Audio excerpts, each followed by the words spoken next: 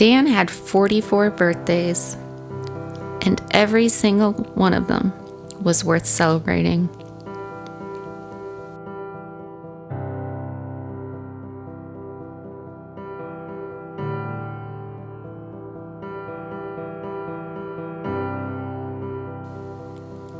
From birthday cakes to birthday beers, non-alcoholic, of course. There was always laughter and a moment to mark the day. Dan also loved Halloween and never missed a chance to dress up. One of my favorite memories is the Halloween Joey, Dan, and I went to a bar, drank rum and cokes, and sang karaoke. Dan stole the show, singing Katy Perry's Eye of the Tiger in a full wolf onesie. I still wish I could find that video. And then there was Dan's favorite time of year, Christmas. It was one of the only days you could always count on Dan being up and at 'em early, ready for the excitement.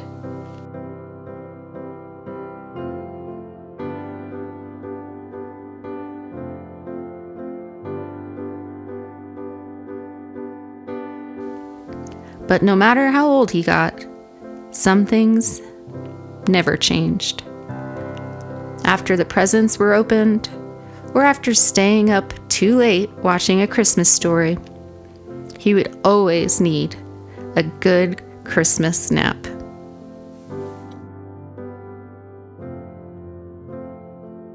Let's not forget all of the vacations Dan ever went on.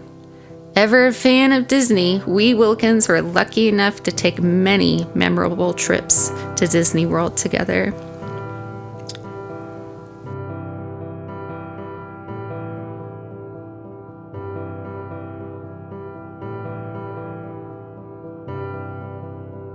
And those summer vacations spent at the beach, Dan loved them.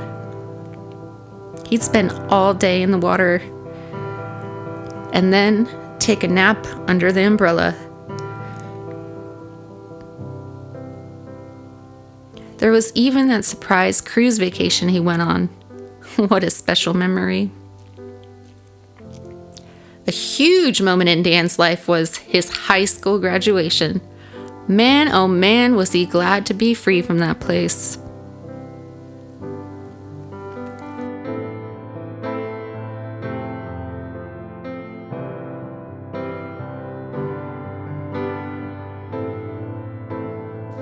Dan had so many interests, actually more like a plethora. He participated in countless activities that enriched his life and brought him so much joy. From childhood all the way through adulthood, Dan was involved in the Boy Scouts, even working one summer at a Boy Scout camp. He also participated in equine therapy and even took Taekwondo. Dan took pride in his lawn care and his incineration duties. He was always so thoughtful and would even mow the lawn for a neighbor back in Marion. And not only did Dan participate in so many things, he was so knowledgeable. I honestly can't think of a time Dan didn't have a book in his hand. Even when Kindles became a thing, he kept a growing stack of books nearby, and he'd even take them hiking with him too. Now, Dan read a wide variety of genres, but I think we all know what his number one passion was: animals. Dan read about them constantly. Some of us even remember him being more knowledgeable than the tour guides and correcting them. His passions had no boundaries, and Dan always relished any opportunity to go out and experience the things he loved.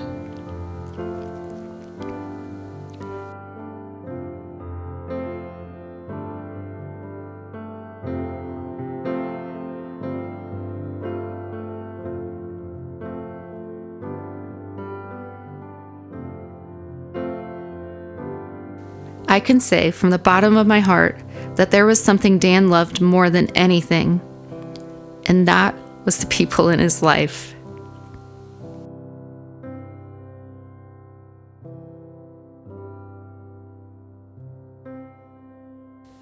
He loved his friends and all the experiences they shared. He relished the birthday surprise of attending an AEW event with the dudes and drinking a non-diet Dr. Pepper like a rebel.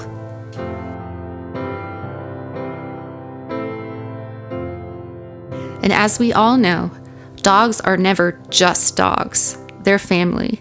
He loved them fiercely, and they loved him right back. Letty was his wingman at the Biltmore. Willow was his wake-up call and lap buddy. And Lily, she was his roomie. Something Dan valued deeply throughout his life was the bond he had with his cousins.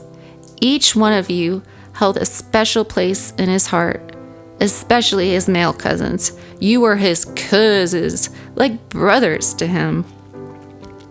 He always wanted to squeeze in one more round of Star Fox or Mario Kart before begrudgingly saying goodbye. You brought out a light in him that no one else could.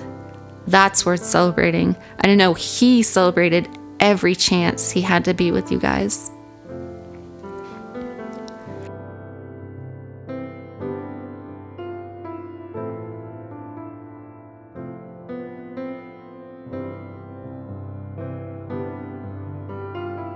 The connection he had with his aunts and uncles was equally cherished.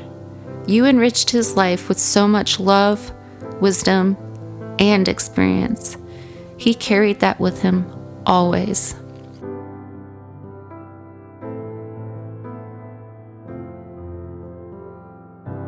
And Graham, did they butt heads, but he loved her deeply, and he would never forget the way that she said bottle. This next part, it is where it gets really hard for me, but it also makes my heart swell because of the love Dan had for us, the immediate Wilken family, a tight-knit family that grew from 4 to 5. Joey, you were his bro. He admired you. You humored him and brought him joy in ways that only you could. I'll never forget the way you could break him into laughter. It was such a gift. He loved you so much, and I'll always be grateful for how you strived to bring him joy, to be his brother, and to share life together as a trio with us.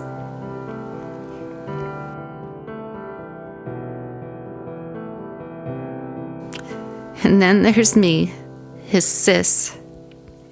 From the moment I was born, I felt the love he had for me, even if we didn't have words. We faced challenges in life together, yes, but so much of our lives together was filled with play, laughter, and joy beyond belief. There are no words big enough to capture the sibling bond we shared and still share. Dan was compassionate, invested, and until the very last breath, he knew how deeply I loved him, and I know how deeply he loved me.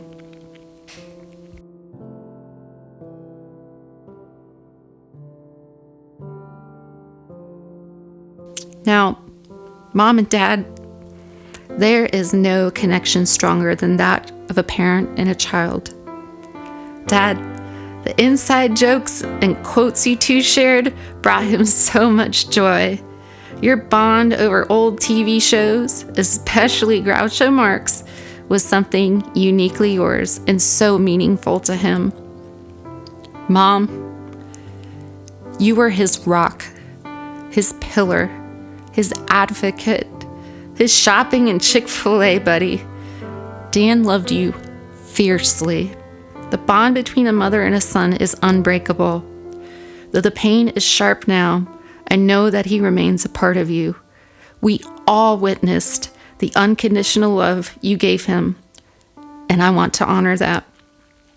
So now, I'd like to ask us all to take a moment and applaud you, Pam, Mom.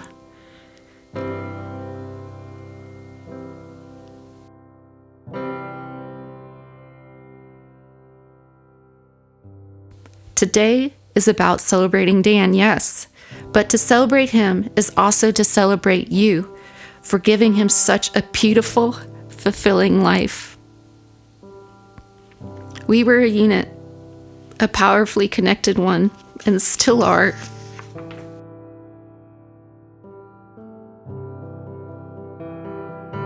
Dan, you brought light, generosity, and love to our unit, and you were built tough. As we honor, remember, and celebrate you today, I know you're with us. You touched each and every one of us in a way that was a blessing. You might not be here in the way we wish, but you are now free, you are healed, and you are the most amazing guardian angel we could ever have. I love you, Dan. We love you, Dan. And you will be in our hearts and minds forever.